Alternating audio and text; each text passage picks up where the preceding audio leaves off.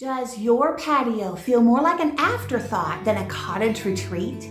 Is it cluttered, uninspiring, and a space you just don't want to spend time in? Or do you feel like fixing your patio would cost a small fortune and it's beyond your skill set?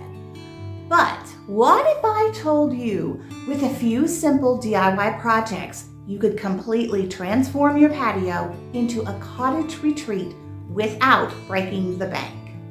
Just for inspiration, I dug up some before and after pictures. This porch became this porch primarily with paint. And I have seen wicker furniture like that available on Marketplace. This next pair of pictures from southernliving.com shows taking this porch, which is okay, and turning it into a patio.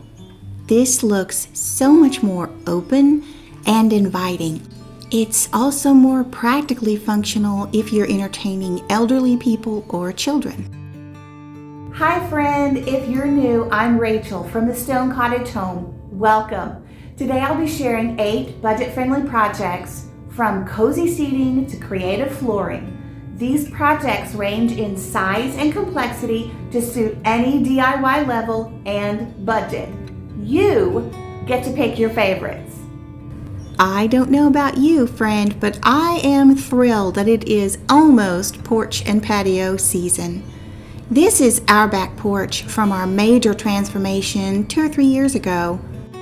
Every year, my husband and I add another layer of DIY projects to make this space more functional and more enjoyable to share with our family and friends throughout the season. And I hope that sharing these ideas with you today will be inspiring for your porch or patio. I think it's been statewide this year that winter has really hung on and been extra cold and bitter. So many of us are just chomping at the bit for those warm days where we can have a brunch on the patio or we can grill with friends. And what Matt and I have discovered that what looks like a daunting task can really be tackled with a lot of elbow grease and creativity. My first idea for you is a broken brick paved patio. A broken brick patio or winding walkway will give your home character and presence. These can be any size and they can be laid in any pattern. Therefore, your bricks don't all have to be whole or uniform. Another option is to mix your brick with pavers, like these large concrete pieces here, stone, or even gravel. By mixing your flooring materials, not only do you add interesting texture, but it also helps with problem solving. This meandering brick walkway is slightly mounded to allow the water to run off into the gravel and soak into the ground. This beautiful walkway leading to the entrance of a home perfectly illustrates how broken brick can be used to suit any size or shape project to suit your specific needs. Now, for the affordability of this project, I looked on Marketplace and spotted these stacks of bricks. Some were priced by the stack, others were priced by the brick. I love the orange-red undertones, and I also like the fact that these are a mottled color, so the two groups would mix very well together if you were doing a larger project. Worn and chipped bricks add such a vintage patina to a patio. It feels immediately old, as if it's been there for a very long time. One of my favorite features in our backyard is this winding brick pathway. They've also used it to border the bed, which we call the English bed. So charming. Since bricks are a common material and readily accessible, if we wanted to, in the long run, add more of this border and pathway to our backyard, it would be totally possible. The second idea I have for you is also flooring, and this could apply to either a patio, a deck, or a porch. And that is to paint the floor. In this patio seating area, simple wide stripes have been used for a more modern look. This would also be the simplest to do. On this patio, a stencil has been used to create a graphic mosaic rug pattern for a casual bohemian style. Truly, there is a pattern out there for any kind of look you would want. These last two examples are classic, traditional, and my favorite, they are simple diamond checkerboard patterns. This pattern is crisp, simple, sophisticated, and homey. For our patio, we chose one color to unify all the surfaces. The third DIY project is to refresh your patio table. This can be done by adding a wood frame and filling it in with tiles of your choice. Again, the variation in patterns here are only limited by your imagination, and the colors can be chosen to complement the color palette on your porch or patio. One fun and creative idea you might consider is to design a mosaic pattern made from vintage dishes found at the thrift store. I discovered this idea one summer as we were doing our patio projects and created a mosaic bird bath, but this could also be done on a table. The plates and grout would add a considerable amount of weight, so I would suggest doing a small table. If either of these projects, tiling the tabletop or creating a mosaic design, interests you, you might look on Marketplace. Here are a couple of tables I found for $20 each. In my area, vintage plates and saucers are anywhere from 29 cents to $1 each.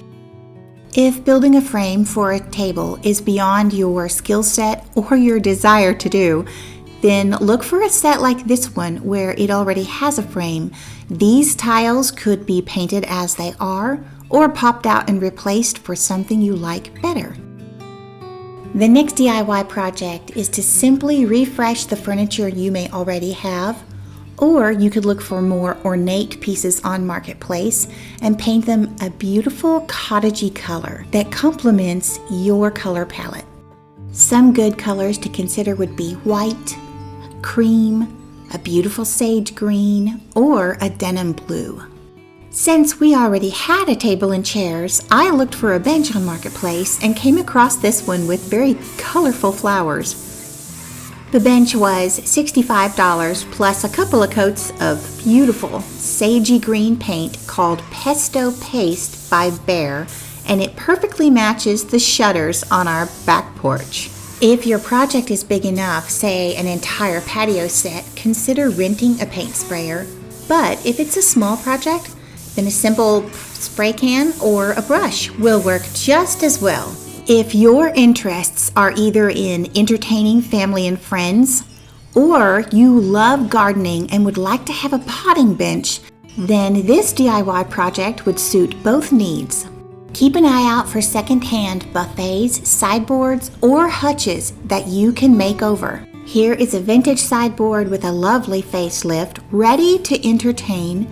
Inside the drawers and the storage area, you could have all kinds of paper goods and serving utensils. This charming hutch with its tongue-and-groove backing and curves would make a gorgeous potting bench. Just a little imagination and a good bit of elbow grease, and you can have something uniquely yours that adds such character and charm to your patio or porch. This weather-beaten buffet came with the house when we bought it several years ago, and we never paid it much mind until we did our back patio transformation.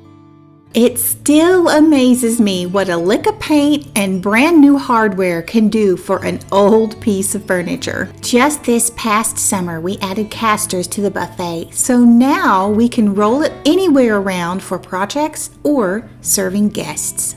Now for some simple DIY ideas. To add height and greenery to your porch or patio, consider finding a vintage ladder and using it as a plant stand. It could even house your kitchen herb garden. Both of these ladders, the short and the tall, I found on Marketplace. These last three ideas are fun, simple, and whimsical. Gather a collection of vintage silver-plated dishes, silverware, and crystal strings and make your own whimsical, Victorian-looking wind chime. I spotted this teacup and saucer bird feeder on Etsy and thought it was adorable. You can find a vintage teacup and saucer at the thrift store for $1 to $2. This darling bird feeder is on sale right now at Target for $33. But with a little ingenuity, you could make your own from thrifted items.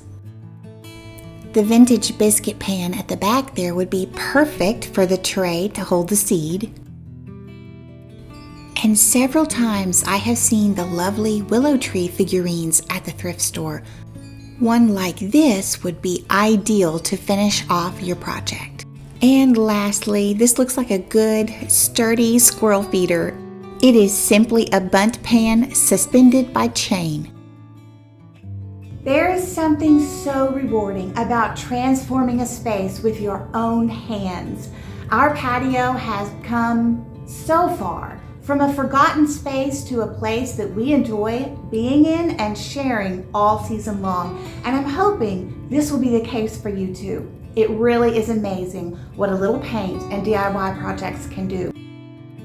May this porch and patio season be one of great joy and wonderful memories for you and your friends. Let me know in the comments below which ones of these projects interest you the most. I have some more really fun ideas in mind to add more cottage style and function to our cottage patio.